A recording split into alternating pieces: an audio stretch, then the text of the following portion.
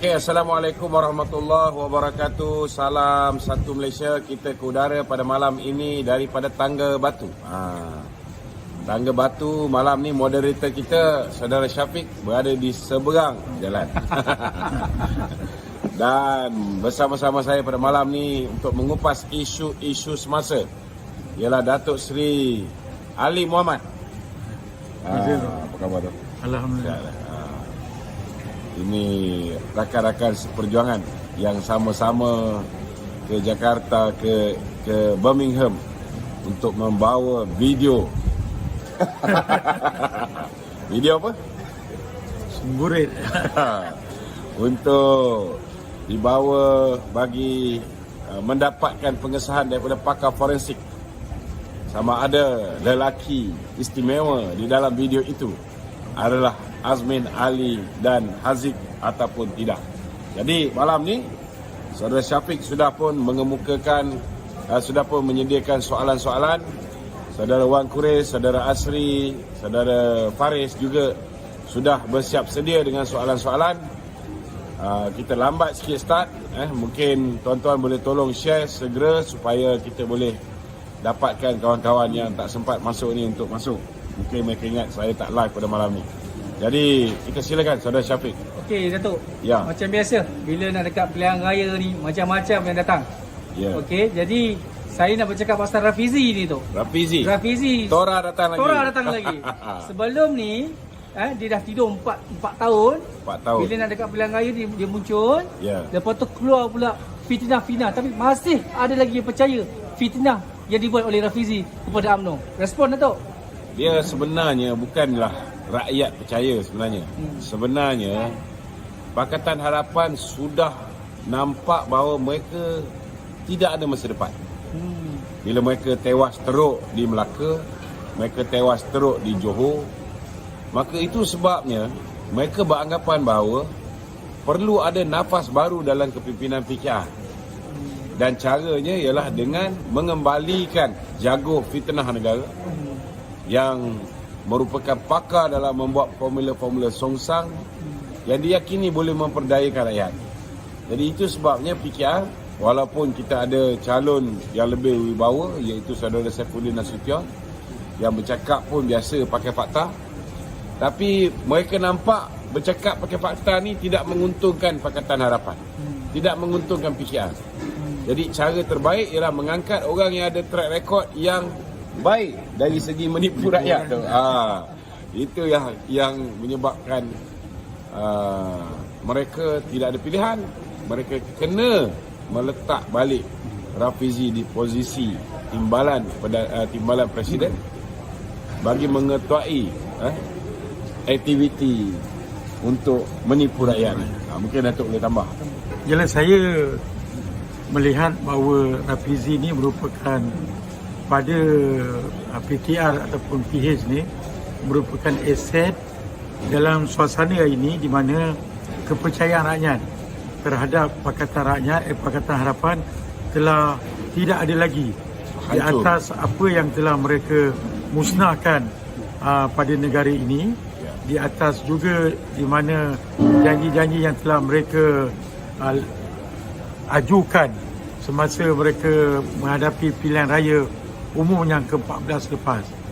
Jadi oleh kerana mereka tak ada nampak lagi ruang untuk mereka menabur janji, dan hari ini mereka terpaksa mengambil semula Rafizi yang kita kenali memang raja penipu.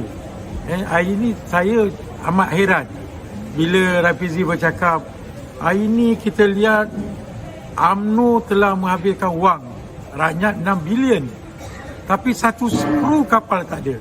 Tapi kali ini kita tidak seperti dulu kita berdiam diri, tapi kali ini kita telah menunjuk dan menjawab bahawa apa yang diperkatakan tidak betul, dan akhirnya isu kapal SCS ni tidak lagi timbul pada ini. Dia cuba nak bawa berbagai-bagai lagi tipu daya untuk menipu rakyat, dan saya yakin rakyat amat mengenali raja penipu Rafizi ini, dan insya-Allah pada pilihan raya umum yang ke-15 ini rakyat tidak lagi termakan akan fitnah yang dilimpahkan oleh Rafizi dan kuncu-kuncunya. Mungkin saya boleh tambah sikit memandangkan Datuk Seri Ali dah sebut pasal kapal LCS. Kita berada di tangga batu ni, ada banyak kem tentera ni. Betul. Jadi kita kena terang sejelas-jelasnya. Sebelum ni, kalau semua orang sedia maklum bahawa kita dah luluskan pelaksanaan pembinaan kapal LCS ni, lebih kurang 6 biji, 6 biji. Dan ianya menelan belanja 9 bilion ringgit. Dan kita dah belanjakan 6 bilion, dan ketika Pakatan Harapan memerintah sendiri pun, Mak Sabu mengesahkan sudah lebih 52%. Dah siap. Dah siap. Mereka boleh teruskan pembinaan kapal ni dengan menambah lagi 3 bilion untuk komplitkan. Dan banyak daripada 6 bilion ni pun bukan semua yang dah siap pasang. Banyak yang dah beli kerana beli secara bulk, beli secara pukal, lebih menguntungkan dan lebih menjimatkan berbanding dengan beli untuk bina satu kapal, beli. Jadi mereka dah beli untuk bina sekali 6 biji kapal. Memang dia jalan serentak. Memang tidak ada satu kapal pun dah komplit. Yang dia dah launching tu, seperti mana biasa, ialah bodi kapal yang mungkin dalam dia barang elektronik apa semua belum pasang. So kapal-kapal ni sudah disahkan, kita pun dah bawa wartawan-wartawan, Kementerian Pertahanan dah bawa wartawan-wartawan ke Limbungan di Lumut untuk menyaksikan dengan mata kepala media-media masa ni sendiri. Kapal-kapal ni sudah pun dibina dalam proses pembinaan. Barang-barang untuk pembinaan pun masih lagi ada. Barang elektronik semua dah dibelikan. Yang menghentikan ialah kerajaan Pakatan Harapan. Dan 2 tahun selepas itu, bila kerajaan Datuk Seri Ismail Sabri, kita memutuskan untuk meneruskan pembinaan kapal ni. Kerana ianya penting bagi negara kita, dan kita dah belanja 6 bilion. Apa salahnya kita belanja lagi 3 bilion? Kita dapat kapal yang baik ni, dengan teknologi yang terkini. Jadi ini yang menyebabkan ianya tak siap on time, sebab pada tahun 2019 ianya telah dihentikan oleh kerajaan Pakatan Harapan. Tapi malangnya, orang yang hentikan kapal ni, dia sendiri jadikan isu. Mengatakan bahawa duit dah belanja, tetapi kapal tak siap. Yang ini kita kena terangkan kepada rakyat supaya tak ada lagi yang kena tipu dengan Pakatan Harapan dalam pilihan raya yang akan datang. Memang sekarang ni dia orang dah tak main lagi tu, dah senyap. Datuk turun ke kem-kem tentera ni. Kalau kita lihat pada pilihan raya yang lepas juga, bagaimana Rafizi sendiri sebagai yang dikatakan raja penipu ni telah menipu rakyat. Dan kita lihat sebagai satu contoh dahulu, bila dia kata tabung haji ni akan bankrupt, akan musnah tabung haji, dan dia minta supaya pecarun-pecarun ketika itu untuk mengeluarkan wang caruman mereka di dalam tabung haji. Dia tak keluar. Bila kita lihat ataupun kita cek, Rafizi sendiri tak keluarkan di tabung haji. Jadi mereka yang keluar akhirnya tidak mendapat wang hibah daripada tabung haji, telah rugi dan hilang giliran juga untuk mengerjakan haji ke Tanah Suci. Jadi inilah satu kesan yang amat mendalamnya. Sepatutnya tak perlu kita nak fikir panjang lagi tentang Rafizi ni. Dan memang ianya merupakan raja penipu di negara kita. Kalau dalam istilah Islam boleh dikatakan yang munafik, tuan-tuan dan puan-puan. Okey, kalau Dato' kita tengok analisa daripada penganalisis politik, orang awam, netizen dan sebagainya, bahawa Pakatan Harapan ni dah overkill. Maksud dia orang ni dah cakap apa pun rakyat dah tak nak percaya. Tetapi orang kata sekarang ni seteru kuat Barisan Nasional adalah Perikatan Nasional. Kononnya mereka ni sebagai parti alternatif selain Barisan Nasional. Komen Datuk Bro. Komen saya satu je lah. Kalau ada pun kelebihan yang ada di tangan Perikatan Nasional berbanding dengan Barisan Nasional, ialah kemampuan keuangan mereka. Kita tak nafikan, kalau kita tengok masa pilihan raya di Melaka tu, mereka ada duit yang cukup banyak, dengan dia punya trailer-trailer yang truk-truk dengan digital display, LED. Mereka punya poster macam sampah sarap punya banyak. Sama lah dekat Johor pun kan. Memang mereka ada duit banyak. Yang menyebabkan mereka ni begitu yakin ialah mereka, saya pasti mereka akan membeli undi kan. Ini yang saya sangat yakin, yang memberikan mereka ni keyakinan bahawa mereka boleh dapat kursi yang banyak ialah kerana mereka fikir rakyat boleh dibeli dengan duit. Tetapi keputusan pilihan raya di Melaka, keputusan pilihan raya di Johor membuktikan banyak mana, bergunung mana pun duit Pakatan Harapan, Perikatan Nasional, mereka gagal untuk menawan kursi yang signifikan di Melaka dan di Johor. Jadi memang betul bahawa setiap gerak kerja pilihan raya memerlukan duit. Tetapi duit belum menentukan, tidak akan menentukan bahawa kamu pasti akan menang dalam pilihan raya. Ialah pasal kita juga melihat bahawa rakyat hari ini telah melihat sebagai bila nak meletakkan seseorang ataupun individu ataupun seorang ahli politik itu sebagai pemimpin mereka, mereka mempunyai cita rasa. Pertama, nak meletakkan orang itu benar-benar amanah, benar-benar bertanggungjawab dan berprinsip. Tapi kalau kita lihat orang ataupun mana-mana pemimpin daripada kebanyakan, majoriti daripada ahli bersatu sendiri, iaitu pemimpin-pemimpin bersatu, kita tak nampak mereka merupakan tokoh yang boleh diletakkan amanah dan tanggungjawab seperti mana yang dikehendaki oleh rakyat, kerana mereka jelas mereka mengkhianati apa yang telah diamanahkan pada mereka. Seperti contoh kata-kata daripada UMNO sendiri yang tak ada prinsip. Perjuangan mereka bila mana mereka telah melompat hanya untuknya menyelamatkan tengkuk mereka saja dan juga nak mendapatkan, orang kata, satu imbuhan ataupun satu kepentingan jika mereka bersama dengan bersatu, yang ketika itu merupakan kerajaan dalam Pakatan Harapan sendiri. Jadi kita tidak heranlah hari ini rakyat semakin matang, rakyat dah boleh membuat penilaian dan alhamdulillah kata-kata yang telah kita turun di peringkat akar umbi, mereka tertunggu-tunggu untuk memberikan ataupun membuang undi kepada Barisan Nasional kerana mereka nakkan sebuah kerajaan yang benar-benar stabil dan akhirnya boleh memakmurkan negara kita. Kerana apa yang berlaku hari ini, kita lihat kesusahan rakyat begitu jelas sekali. Jadi kita perlukan sebuah parti politik ataupun kerajaan yang benar-benar kukuh, yang stabil, yang boleh merancang dan akhirnya boleh membina masa depan rakyat di negara kita. InsyaAllah. Okey Dato', kita tahu pegangan Pakatan Harapan ni dan juga Perikatan Nasional, dia ni adalah satu suka membunuh karakter politik UMNO, orang UMNO tu sendiri, pemimpin UMNO sendiri. Contohnya character assassination. Exactly. Contohnya Dato' Seri Najib lah.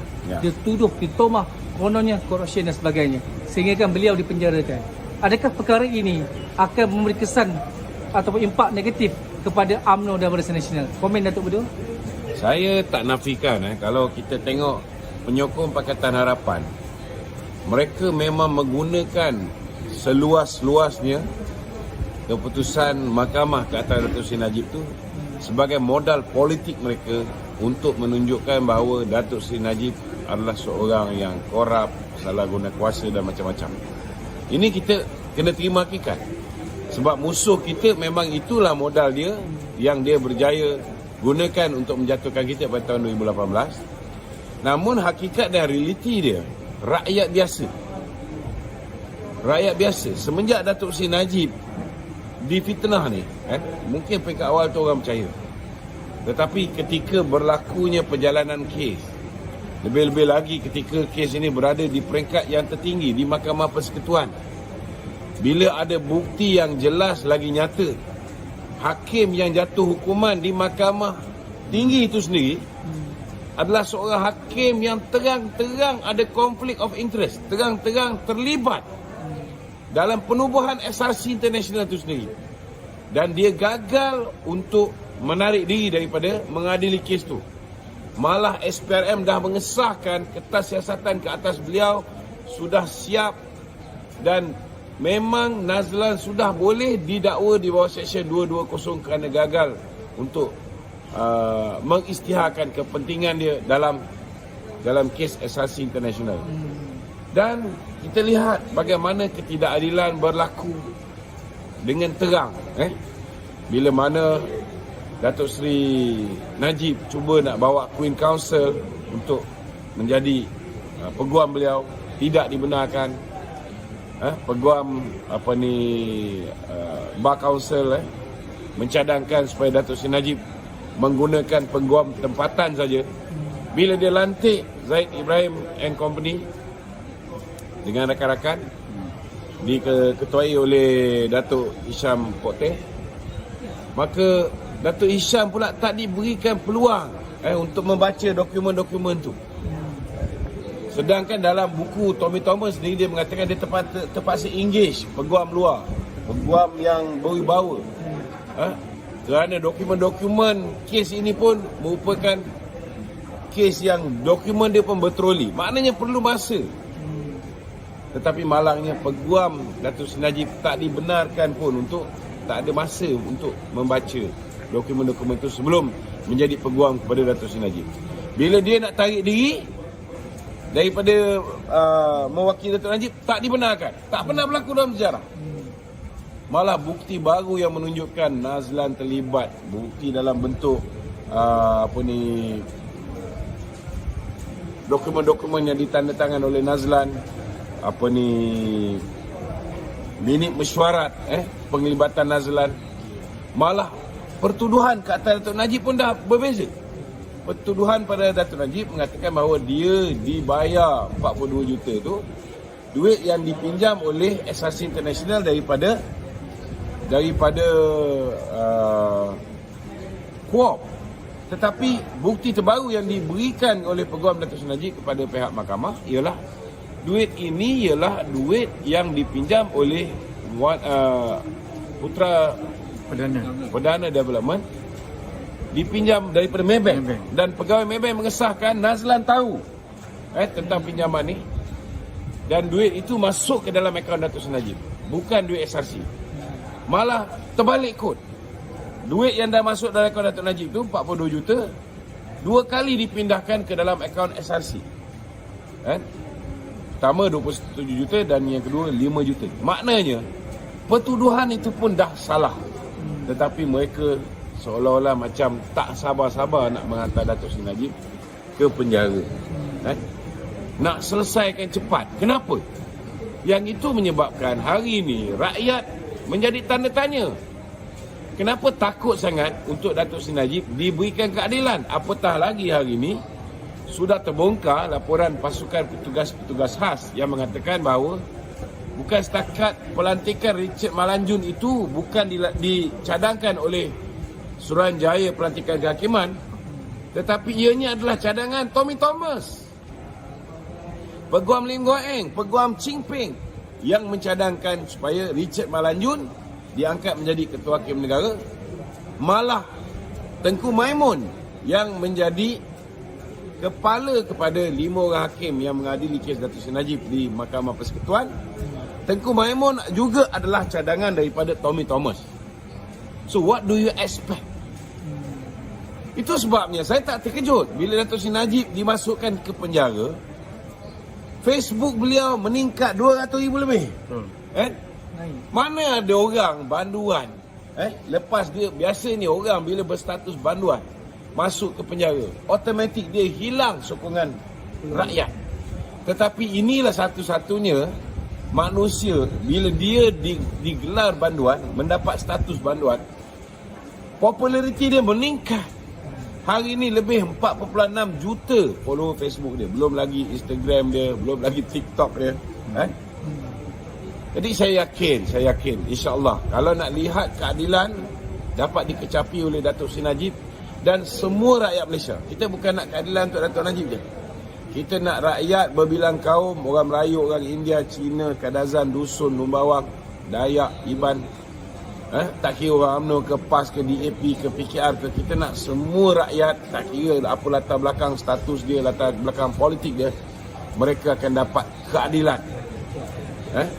Dan cara nak dapat keadilan ni, pastikan Barisan Nasional diberikan tempat kembali sebagai kerajaan yang memerintah negara ini secara bersendirian, supaya BN boleh memerintah mengikut acuan dia sendiri, bukan dengan mewujudkan hybrid government ataupun kerajaan campuran bersama musuh-musuh politik. Jelas saya nak tambah sikit tentang bagaimana pihak terutamanya PH dan juga PN dalam usaha mereka nak membunuh karakter pemimpin UMNO. Sebenarnya yang dibicarakan oleh Datuk Loman tadi, iaitu berkenaan dengan Datuk Seri Najib sendiri. Malah ini kalau kita lihat bahawa apa yang berlaku pada Datuk Seri Najib setelah rakyat mendapat pendedahan yang sebenarnya mereka rasa simpati, malah mereka rasa tak sepatutnya apa yang berlaku pada Datuk Seri Najib ni telah dilakukan oleh kepada beliau pada hari ini. Yang kedua, saya lihat bahawa hari ini mereka cuba nak membunuh karakter Datuk Seri Zahid Hamidi, Presiden UMNO, bila mana ada satu ucapan Datuk Seri Zahid semasa merasmikan persidangan MIC, dia mengambil hanya sedutan ucapan Datuk Seri Zahid di mana Presiden UMNO mengatakan beliau perlu menang bersama rakan-rakan untuk Barisan Nasional, kerana kalau tidak menang mereka akan didakwa. Didakwa ni bukan maknanya Datuk Seri Zahid takut didakwa, tapi pendakwaan yang berlaku ini adalah pendakwa terpilih yang tidak sepatutnya berlaku. Dan ini dapat kita ketahui bahawa bagaimana gentlemannya, bagaimana hebatnya pemimpin UMNO, iaitu Datuk Seri Zahid sendiri, yang telah diberi tawaran oleh Tun Mahathir Mohamad ketika itu bila memanggil Datuk Seri Zahid untuk datang dan membubarkan UMNO. Kalau beliau ini Datuk Seri Zahid boleh bubarkan UMNO, beliau tidak akan didakwa ketika itu. Tetapi sebagai seorang perjuang, seorang yang benar-benar orang kata yang punya semangat perjuangan yang tinggi untuk mempertahankan UMNO, kerana Datuk Seri Zahid yakin bahawa UMNO lah parti yang boleh memperjuangkan untuk nasib agama Islam, bangsa Melayu dan rakyat keseluruhan negara kita. Datuk Seri Zahid sanggup menerima hukuman pendakwaan terpilih ke atas diri beliau. Bagaimana hari ini mereka nak cuba tularkan seolah Datuk Seri Zahid takut. Datuk Seri Zahid tak pernah takut untuk menghadapi apa juga keadaan pendakwaan. Tetapi apa yang diterangkan dalam mesyuarat ataupun persidangan ucapan beliau dalam persidangan MIC tersebut telah dikeratkan. Hanya sebahagian ucapan saja, tetapi sebenarnya ucapan kalau kita dengar bahawa ucapan itu adalah menunjukkan beliau takut nanti apa yang berlaku ke atas diri beliau, iaitu pendakwaan terpilih yang dilakukan oleh Mahathir dan juga kuncu-kuncunya Tommy Thomas ketika itu adalah amat orang kata menghina akan undang-undang negara kita sendiri.